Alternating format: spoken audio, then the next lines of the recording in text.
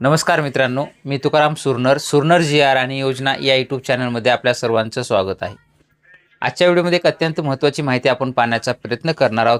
त्यासाठी तुम्ही चंद्रपूर जिल्ह्याच्या वेबसाईटवरती यायचं आहे. साईडला जी काही उजव्या बाजूला 3 डॉटवर क्लिक करून सूचनामध्ये निविदावरती क्लिक करायचं आहे. त्यावरती क्लिक केल्याच्या नंतर तुमच्यासमोर असं दाखवलं जाईल, ग्रामपंचायत रिक्त स्तरावर रिक्त असलेल्या आपले नवीन सरकार सेवा केंद्र यांना जे काय असेल तर वितरित करण्याबाबतचं आहे. हे 5 मार्चपासून ते 20 मार्चपर्यंत आहे. त्याच्यामध्ये सर्व इथं त्यांनी सूचना दिलेल्या आहे की ज्या ठिकाणी रिक्त जागा आहे त्या ठिकाणी नवीन केंद्राची संख्या जेवढे काही निकष लोकसंख्येच्या प्रमाणामध्ये असतील त्यांच्या पद्धतीने देण्यासाठी ठरवण्यात आलेले आहेत आणि त्याच अनुषंगानं ही जाहिरात आता काढण्यात आलेली आहेत.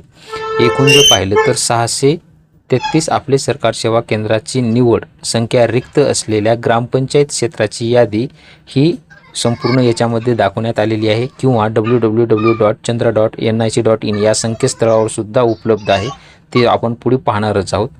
ज्यांचे कोणाचे ज्या गावामध्ये उपलब्ध असतील त्या पद्धतीनं अर्ज करण्याच्या सूचनासुद्धा देण्यात आलेल्या आहेत. अर्ज मिळण्याचं ठिकाण जर म्हणलं तर तुम्ही पोर्टलवरून घेऊ शकता एकतर, किंवा आपण ह्याच्यामध्ये व्हिडिओमध्ये सुद्धा दिलेलं आहे.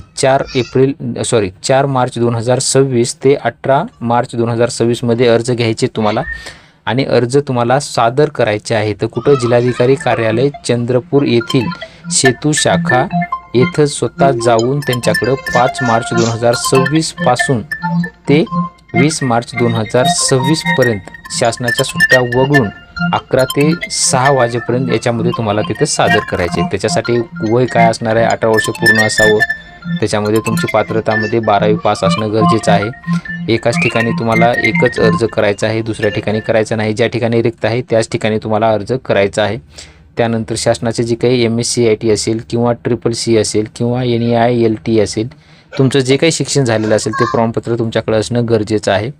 आणि तुम्ही जे काही ज्या जिल्ह्यामध्ये अर्ज करत आहात त्याच शहरी किंवा ग्रामीण भागातील एकाच ठिकाणी तिथं अर्ज करायचा आहे पहिल्यांदाच. जर ऑलरेडी तुमच्या नावावर केंद्र असेल तर तुम्ही पात्र ठरणार नाहीत. अशा अनेक साऱ्या इथं सूचना देण्यात आलेल्या आहेत. अटी, पात्रता, शर्ती आहेत. त्या सविस्तर तुम्ही याच्यामध्ये वाचून घ्या. याची PDF आपल्या व्हिडिओच्या डिस्क्रिप्शन बॉक्समध्ये सुद्धा दिलेली आहे किंवा तुम्ही मला व्हॉट्सअपवरती कमेंट करा.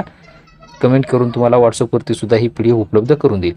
अशा पद्धतीने इथे हे पाहू शकता की चंद्रपूर जिल्ह्यातील ग्रामपंचायत स्तरावर वितरित करण्यात येणाऱ्या आपले सरकार सेवा केंद्राची यादी आहे. ग्रामपंचायत नाव आहे, तालुका, एकूण संख्या, देण्यात आलेले केंद्र आणि रिक्त केंद्र शेवटचा टप्पा. इथं पाहू शकता की संपूर्ण हे 633 ग्रामपंचायतीमध्ये असलेले रिक्त आपले सरकार सेवा केंद्राच्या जागा आहेत. त्याच्यामध्ये कोणत्या ठिकाणी किती जागा आहेत सविस्तर यादी पहा आणि त्या पद्धतीनेच तुम्हाला सांगितलेली जी काही तारीख आहे त्या तारखेमध्ये तुम्हाला हे अर्ज करून घ्यायचे आहेत. कधीपासून?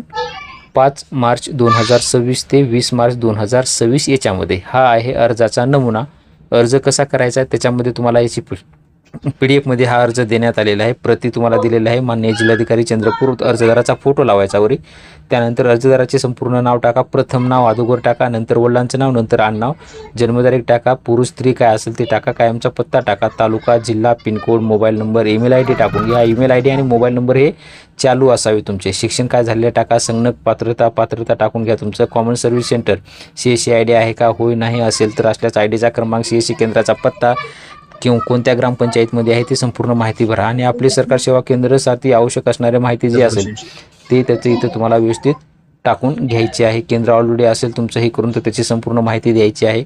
आणि जर तुम्ही नव्याने घेत असाल तर नव्यानं कोणत्या ग्रामपंचायतीमध्ये घेतात, गट ग्रामपंचायत असेल तर त्याच्यातील कोणत्या गावात घेतात तिथला तुम्हाला अक्षांश, रेखांश हे द्यायचं आहे. ते घेण्यासाठी तुम्ही Google मॅपचा वापर करू शकता. त्याच्यानंतर ग्रामपंचायत, गट ग्रामपंचायतचं नाव टाका, तालुक्याचं नाव, जिल्ह्याचं नाव, पिनकोड, पॅन कार्ड क्रमांक तुम्हाला टाकायचा आहे. पॅन कार्डवरील नाव टाका, आधार क्रमांक, बँकेचं नाव टाका, तुमच्या शाखा टाका, खाते क्रमांक टाकून ही संपूर्ण माहिती भरल्याच्या नंतर केंद्र ज्या ठिकाणी तुम्हाला घ्यायचं आहे त्याची जागेची उपलब्धता कशी आहे, स्वतःचा आहे का भाड्याचा आहे, क्षेत्रफळ किती आहे, जागेचा पत्ता सविस्तर घ्या. स्वतःचा असेल तर घर टॅक्स वगैरे असेल, नसेल तर भाड्याचा असेल तर भाडे करार घ्या. आणि तुमच्याकडे काय काय उपलब्ध आहेत संगणक वगैरे तितकं संपूर्ण तुम्हाला तिथं माहिती द्यायचं आहे. प्रिंटर किती वगैरे त्यानंतर हे तुमचं संपूर्ण प्रतिज्ञापत्र द्यायचं आहे की निवड झाली तुमची.